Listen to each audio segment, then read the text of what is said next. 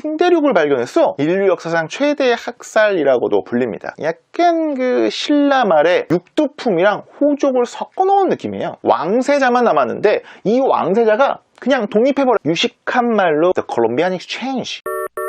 우리가 미국을 50개의 나라가 합쳐진 것 같다라는 표현을 많이 합니다. 그만큼 넓은 영토에 다양한 주들이 하나의 나라를 형성했기 때문이죠. 미국이 독립한 게 1780년대고요. 그로부터 30여 년 후에 중남미도 독립을 하기 시작을 합니다. 생각보다 두 대륙의 독립 시기가 얼마 차이가 안 납니다. 그런데 아메리카 합중국 미국은 지금도 한 나라인데 중남미는 왜 여러 나라로 나눠져 있을까요? 수천 년 동안 나름의 문명을 이루며 살고 있었던 중남미의 원주민들, 그들은 갑자기 정복을 당하고 지배를 당하다가 독립을 하지만 분열을 합니다. 이번 시간에 저는 1492년부터 1820년대까지의 중남미 역사를 알아보려고 합니다. 발견과 정복의 시대, 식민과 통치의 시대, 그리고 독립과 분열의 시대.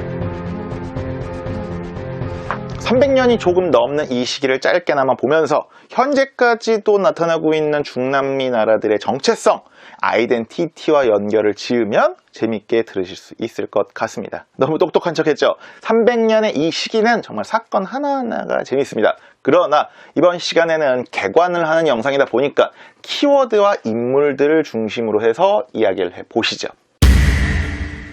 첫 번째 키워드는 레콩키스타입니다.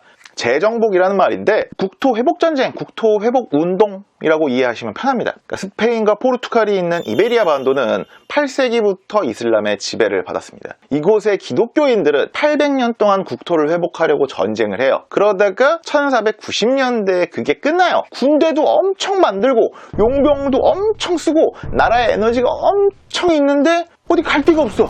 생코쿠 시대를 끝낸 일본 같지 않습니까? 스페인과 포르투갈 사람들은 이때부터 대항해 시대를 엽니다. 그리고 지구는 둥그니까 계속 걸어나가면 인도 중국 어린이도 다 만나고 오겠네 라는 주장을 하던 제노바인 크리스토퍼 콜럼버스가 스페인 여왕의 지원을 받아서 대서양으로 항해를 시작합니다. 1492년 10월 12일 결국 카리브해에 도착을 하고 새로운 대륙을 발견하죠. 물론 콜럼버스는 죽을 때까지 자신이 발견한 대륙이 인도 대륙이라고 믿었고요.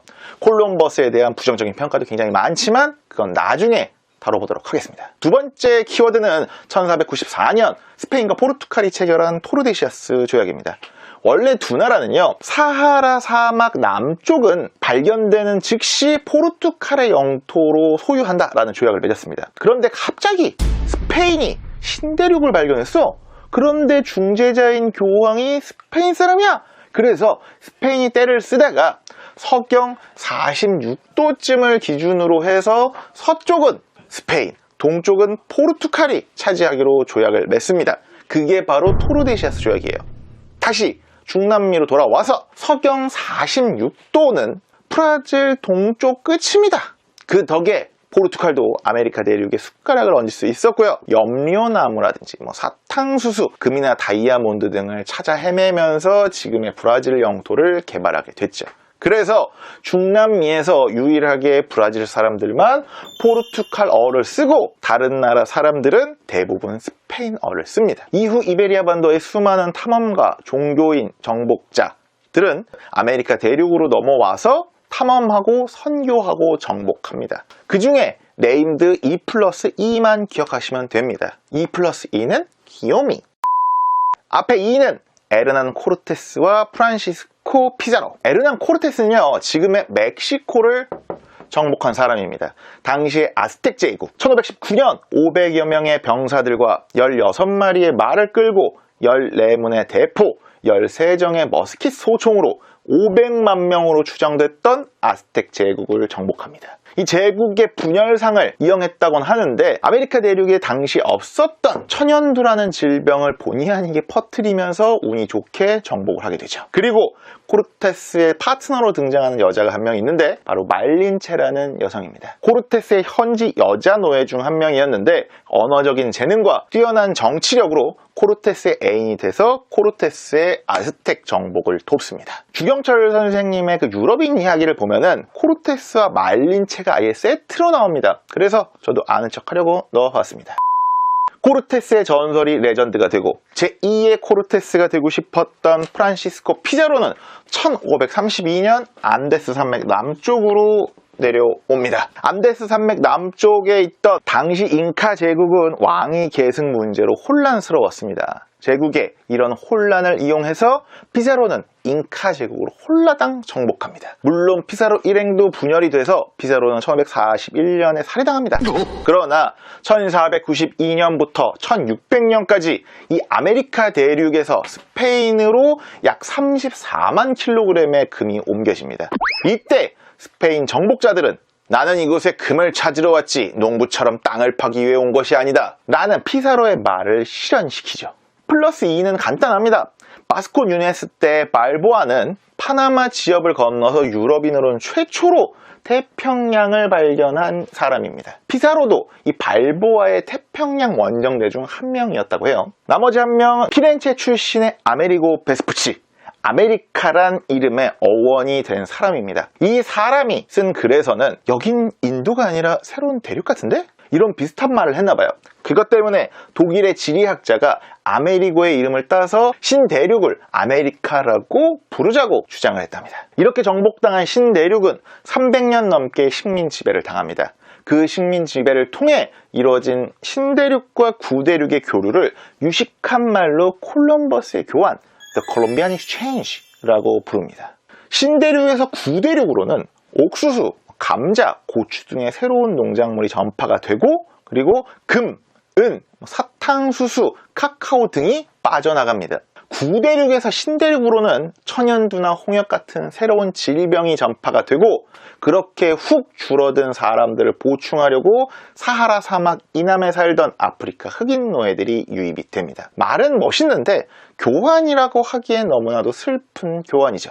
이 당시 아메리카 대륙에서 자행됐던 원주민 학살과 멸종은 인류 역사상 최대의 학살이라고도 불립니다. 분석마다 조금씩 다른데 지구 인구의 5분의 1 정도가 살던 아메리카 대륙의 원주민들이 유럽인들의 정복 이후 100여 년 만에 10분의 1로 줄어들었다고 합니다. 그러니까 한 5천만에서 8천만 명 정도의 원주민들이 500만에서 800만 명 정도로 줄어든 겁니다. 정복자들의 학살, 그리고 원주민들의 자살, 무엇보다 천연두 등의 세균 충격이 원인으로 꼽힙니다. 유럽 정복자들이 와서 원주민이 훅 줄어들고 흑인 노예들이 늘어나면서 이 대륙은 다인종 사회가 됩니다. 위계질서, 그 하이어라키 가장 꼭대기에는요, 스페인 동북에서 태어난 스페인 사람 페닌술라르가 있었고 그 밑에는 신대륙에서 태어난 스페인 사람인 크리오요 또는 크레올, 물론 크리오요도 백인 크리오요와 백인계 혼혈 크리오로 나뉘긴 합니다. 그리고 그 밑엔 백인과 원주민 사이에 태어난 혼혈인 메스티소,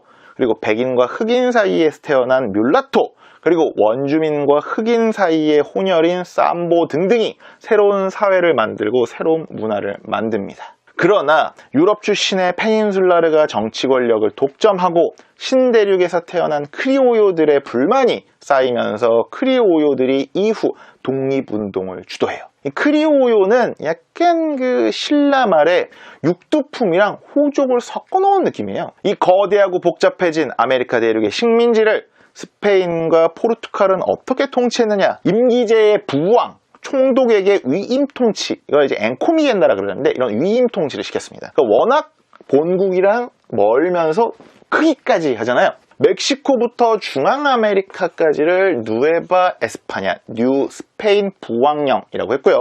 콜롬비아부터 볼리비아까지를 페루 부왕령, 이후에 에콰도르, 파나마, 콜롬비아, 베네수엘라를 따로 떼서 누에바 그라나다, 뉴 그라나다 부왕령, 이후에는 아르헨티나, 파라과이, 우루과이, 칠레, 그러니까 그 남아메리카 원뿔골 지역을 라플라타 부왕령으로 정합니다. 그러니까 본국 귀족을 보내서 식민지 총독, 식민지 부왕으로 삼은 거죠. 그런데 알아두셔야 될 건 이 위임 통치가 각 지역에서 기득권을 만들었다는 겁니다. 그리고 그들은 독립 이후에도 각 지역의 기득권을 유지하고 일부는 지방 군벌, 카우디오가 돼서 각 지역의 왕처럼 군림합니다. 참고로 이 17세기 무렵에는 스페인의 입지를 위협하기 시작한 프랑스와 네덜란드와 영국도 카리브해와 브라질 북쪽에 사탕수수 농장을 만들러 식민지를 개척합니다. 베네수엘라 동쪽, 브라질 북쪽에는 거의 들어본 적이 없으실 것만 같은 가이아나, 수리남, 그리고 프랑스령 기아나 등등이 있는데 이들은 영국, 네덜란드, 그리고 프랑스의 식민지 출신입니다. 300년이라는 세월이 흐르면서 중남부 아메리카의 식민지에도 독립의 바람이 불기 시작합니다. 모든 사건에는 내적이고 외적인 원인이 함께 있죠.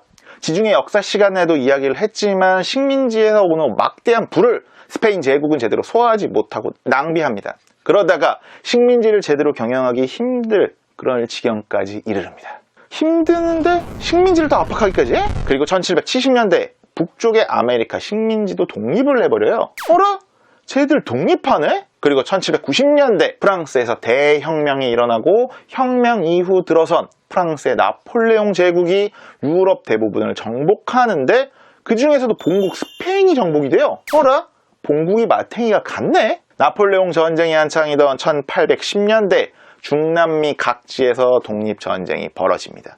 처음엔 원주민 중심의 봉기도 있었지만 독립을 주도한 건 크리오요 출신의 엘리트, 크리오요 출신의 카우디오였습니다. 교과서에도 나오지만 라틴 아메리카의 독립운동에서 반드시 알아야 할 두 명이 있습니다. 스페인 부왕령 4개 기억하시죠? 누에바 에스파냐, 페루, 그리고 누에바 그라나다, 라플라타 부왕령. 그 중에서 누에바 그라나다 지역의 해방자는 시몬 볼리바르, 라플라타 지역의 해방자는 호세 데 산 마르틴. 한 명은 북쪽에서, 한 명은 남쪽에서 휘젓고 다니면서 지역들을 독립시킵니다. 그러던 1822년 라틴 아메리카의 독립과 나라 구성을 두고 에콰도르 과야킬에서 두 영웅이 만납니다. 그게 바로 과야킬 회담이에요. 엄청 역사적인 것 치고는 기록이 남아있는 게 없다고 합니다. 결론은 결렬이에요. 남쪽의 영웅 산 마르틴은 아르헨티나, 칠레, 페루 등등을 해방시켰지만 각 지역에서 갈등을 겪다가 결국 유럽으로 망명하고 유럽에서 사망합니다. 북쪽의 영웅 볼리바르는요, 누에바 그라나다 지역을 묶어서 그란 콜롬비아, 대콜롬비아 공화국을 건설해요. 그러면서도 권력자의 자리에서 스스로 내려오면서 미국의 조지 워싱턴스러운 은퇴를 했지만 1830년 사망하자마자 그란 콜롬비아는 콜롬비아, 베네수엘라, 에콰도르, 파나마 등등으로 분열이 돼버려요. 왜? 각 지역에 뿌리 잡은 카우디오 군벌들도 많았고 각 지역을 하나로 묶기에는 남미의 지리적 환경도 좋지 않았습니다. 잠깐만, 멕시코는 독립 과정이 조금 개판입니다. 개혁적인 신부들이 독립을 하려다가 좌절을 했고 카우디오들이 모여서 독립을 했는데 그 중에 한 명이 나폴레옹 흉내를 내다가 쿠데타로 붕괴되고 그렇게 공화국이 수립됐는데 미국한테 갑자기 털리고 그러다가 갑자기 프랑스가 꼭두각시 황제를 세우는데 그것도 다시 붕괴. 이 과정에서 중앙아메리카의 소국들은 연방공화국을 세웠다가 분열됩니다. 왜? 각 지역에 뿌리 잡은 기득권층의 욕심 때문에. 아니 잠깐만, 브라질은 포르투갈의 식민지였죠? 다른 국가는 과정이 완전히 다릅니다. 포르투갈도 17세기 이후 다른 식민지들을 다 뺏기고 소중한 브라질만 남게 됩니다. 그러다가 나폴레옹 전쟁 때 포르투갈 왕실이 브라질로 도망와요. 브라질 식민지의 목소리가 커진 상황에서 포르투갈 왕이 본국으로 돌아가고 왕세자만 남았는데 이 왕세자가 그냥 독립해버려요. 그러니까 아빠는 포르투갈 왕인데 아들은 브라질 왕으로 독립을 한 거죠. 독립인 듯 독립 아닌 독립 같은 브라질의 왕정은 1889년까지 계속됩니다. 그 와중에 브라질과 아르헨티나 사이에 있는 우루과이는 완충지로 독립을 하게 되고요. 파라과이도 지역 군벌이 독립을 관철시킵니다. 그렇게 독립한 라틴 아메리카는 현재 21개국이 존재합니다. 왜 라틴 아메리카의 나라가 많은지 이제 조금 이해가 되시나요? 다음 시간은 라틴 아메리카는 왜 때문에 미국처럼 강대국이 되지 못했나? 라는 질문에 답을 찾으러 라틴 아메리카의 근현대사, 중남미의 근현대사를 알아보고자 합니다.